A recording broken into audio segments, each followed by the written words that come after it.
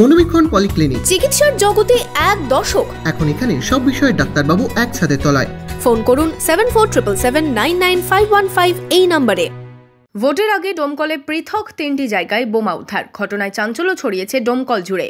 Police সূত্রে জানা গিয়েছে, শনিবার সকালে ডোমকলের রায়পুর অঞ্চলের খিদির পাড়ায় তিলের জমিতে 2 ব্যাগ বোমা দেখতে পান স্থানীয়রা। এর পাশাপাশি ওই অঞ্চলেরই শ্মশানঘাট এলাকা থেকে উদ্ধার 1 ব্যাগ বোমা। রায়পুরের পাশাপাশি ঘোড়ামারা এলাকা থেকেও উদ্ধার হয়েছে বোমা। এই ঘটনায় ভোটের আগে চাঞ্চল্য ছড়িয়েছে এলাকায়। শুনলাম যে রাত্রেবেলাতে নাকি আমাদের আশেপাশে বোম রেখেছে এবং ওই পাশে এতে ব্যাগসহ বোম রেখেছে। তারপর আমি কিন্তু ঘুমিয়েছিলাম।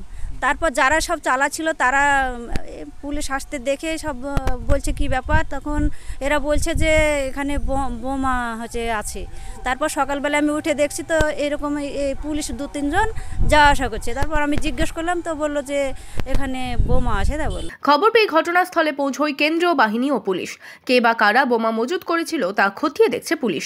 7ই মে মুর্শিদাবাদ লোকসভা কেন্দ্রে ভোট। তার আগেই বোমা উদ্ধারে আদৌ শান্তিপূর্ণ নির্বাচন হবে কিনা তা নিয়ে প্রশ্ন উঠছে। Bureau report, Madhyabanga news.